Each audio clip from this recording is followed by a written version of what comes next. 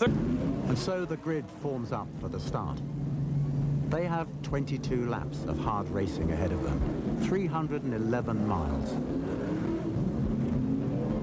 There's a Formula 2 race for 1500cc cars being run concurrently with the 2.5-litre Formula 1 Grand Prix. Umberto Maglioli drives car number 20, a factory 1500 Porsche. Carl Kling wishes him luck. Car 21 is Edgar Barth's similar car, a strip Porsche for Formula 2. Fangio is on pole after lapping the resurfaced circuit 16 seconds inside his year-old Lancia Ferrari lap record. This lightweight Maserati is a car he likes very much. And Fangio's French teammate Jean Berra and Peter Collins of Ferrari on the outside of the front row. Ferrari, Maserati, Ferrari. And they're off. Mike Hawthorn leads the charge down into the south curve. Followed by Collins, Fangio, Berra, Musso, Schell, Evans, Gregory, Brooks, Herman, and Roy Salvadori's Formula 2 Cooper following behind.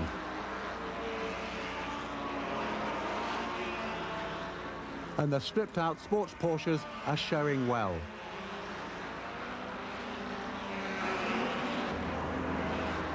The two English-driven Lancia Ferraris lead, Fangio's third. They stream along the back straight behind the pits, with some late braking into the north curve coming up. And then down through the forest towards Versifen. It's Hawthorn, Collins, Fangio, Berra. Oh, and Moss's Vanwall. It's being passed by Musso's Ferrari, and Harry Schell right up behind with the third lightweight Maserati. Then it's Tony Brooks's Vanwall, and Lewis Evans,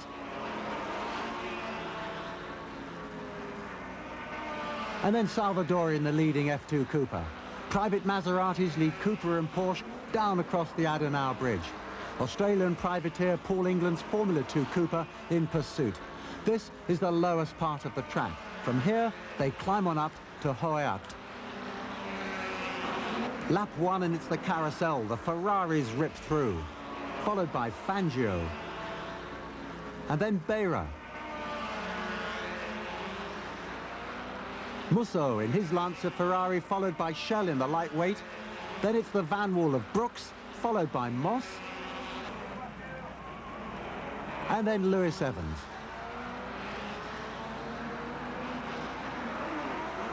Maston Gregory leads Herman, and the Formula 2 Porsches are next. There's Barth and Maglioli coming through now. Number 18 is Spaniard Paco Gaudia's 250F, leading yet more 250Fs. And another Porsche. The race is definitely on. 1957 German Grand Prix roars on, out of the forests and round into the Schwalbenschwanz.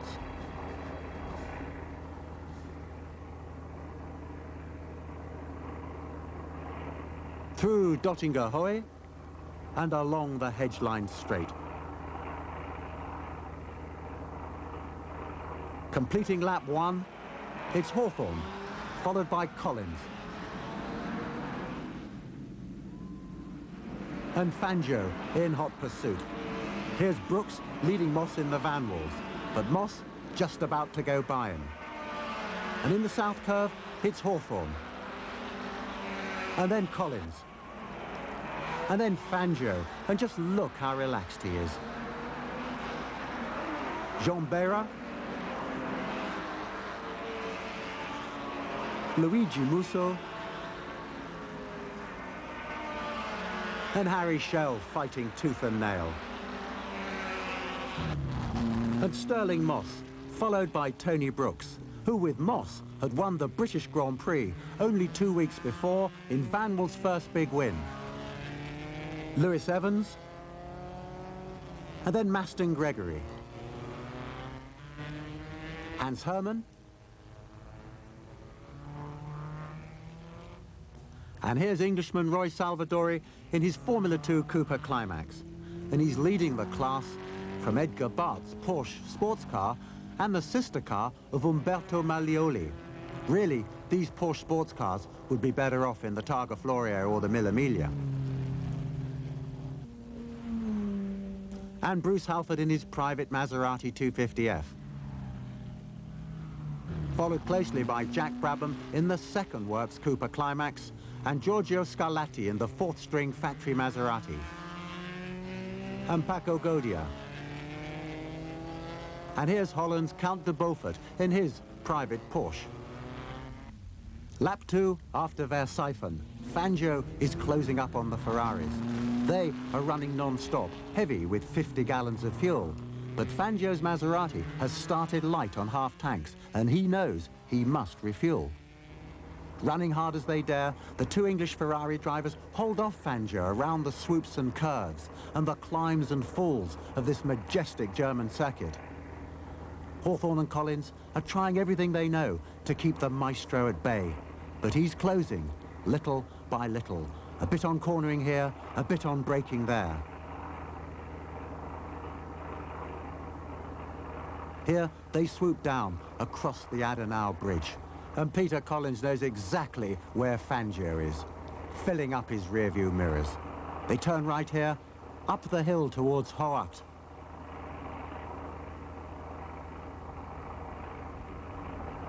And at the carousel, the Lancia Ferraris run first and second. Right in there, Fangio third, Beira fourth. Muso's Ferrari fifth. And then Harry Schell, the Franco-American, chasing the leaders on lap 1500cc Cooper Formula 2, right in his wheel tracks. And then it's Hermann's 250F and Barth's Porsche. Horace Gould's Maserati, driven by the burly garage owner from Bristol in England, holds off future triple world champion Jack Brabham's Formula 2 Cooper. Starting lap 3, Fangio splits the Ferraris in the south curve. The score tower lights to show he's passed Hawthorne. Fangio Maserati number 1 is in the lead. Here he comes, back towards the pits under the Antonius Bridge. Peter Collins now second, Hawthorne third. Beira's Maserati is also running light. These 250F factory cars will have to stop around half distance, 11 or 12 of these long 14-mile laps. Fangio leads Hawthorne and Collins past the pits, trying his hardest to pull away. He has to make time to have that scheduled pit stop. This is Fangio, perfectly in control of the situation. And he's followed by Hawthorne, Collins, Beira, and Schell looking a bit desperate. And Bertocchi has Fangio's pit signal ready. It reads 6 laps, 11 seconds lead over Hawthorne and Collins.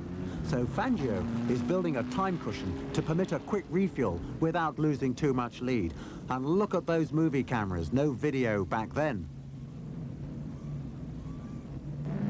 Beira is the first to pit, ending lap 10. This looks unbelievable today, but this is a race stop, 50s style.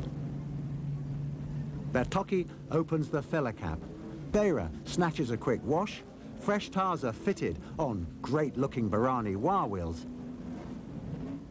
Now, watch that filler cap closely. Beira leaps in, breaks the cap off.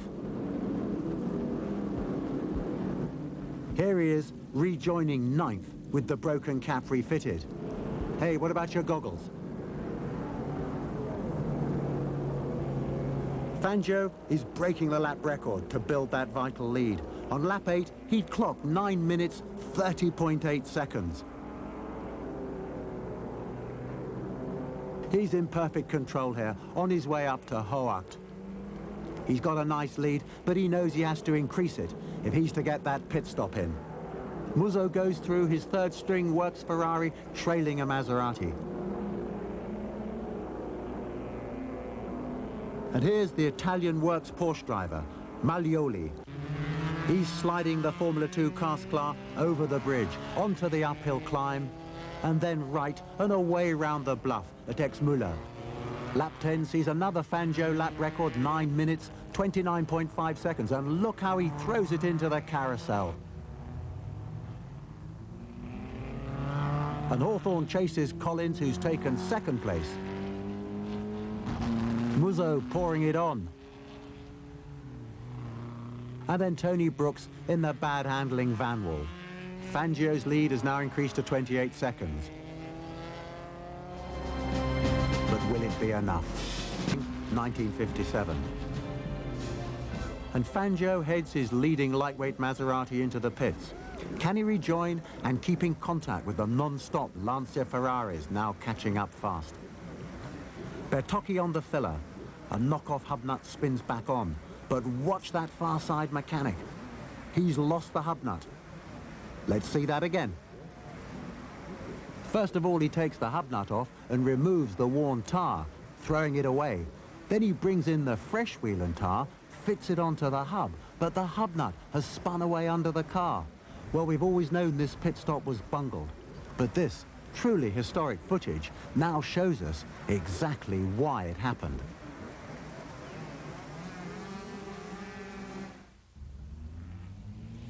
Meanwhile, Hawthorn and Collins storm by into a handsome lead. They've both seen Fangio in the pits and know they've got to put some distance between themselves and him if either of them are to win this Grand Prix. At last, Fangio rejoins. His bungled stop has taken 52 seconds. He's now third, 45 seconds behind the Lancia Ferraris. He knows they've gone by and the adrenaline is rushing. We're about to see what a true maestro could achieve. Fangio is chasing hard. Lap 16, the gap is 33 seconds. Next lap, it's 25.5.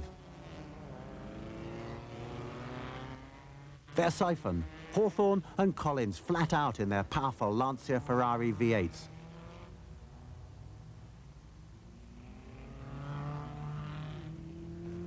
Fangio's still neat, but even faster. First 0.4 off the lap record, then another 3.2 seconds off. On lap 19, Fangio takes another 1.9 off his lap record. The Formula 2 Porsches keep circulating.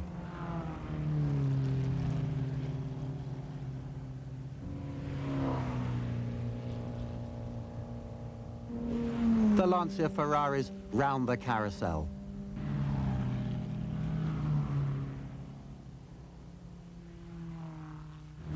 Followed closely by Fangio the Hunter. His blood's up. He can't see him yet, but he knows he's close. The gap is 13.5 seconds. Musso in fourth place.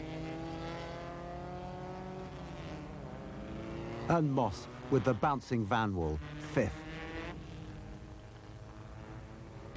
Beira is back up to sixth.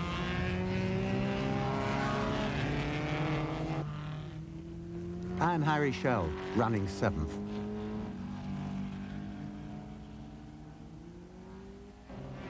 And through the south curve, Hunted and Hunter rip away into their 20th lap.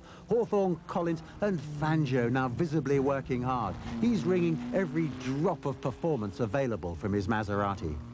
At the end of the straight, just short of the pits, oh, it's fantastic. Fangio is right with the two Ferraris. He's lapped in 9 minutes 17.4. That's 24.2 seconds inside his 56 lap record. And in the south curve, Mike's sliding wide. Collins is in tight, and the old man is third and eating them alive. Behind the pits to the north curve, he's diving down the inside under braking on Collins' inside. He's through! He's through into second place. In the white Maserati has been lapped, whilst Collins has fallen back. Edgar Barth leads the Formula 2 class since Salvadoris Cooper has broken its suspension. These 1600cc Porsches treat the Grand Prix like a 24-hour race. They just run and run. And at the carousel for the last time, the crowds acknowledge the Maestro's finest race.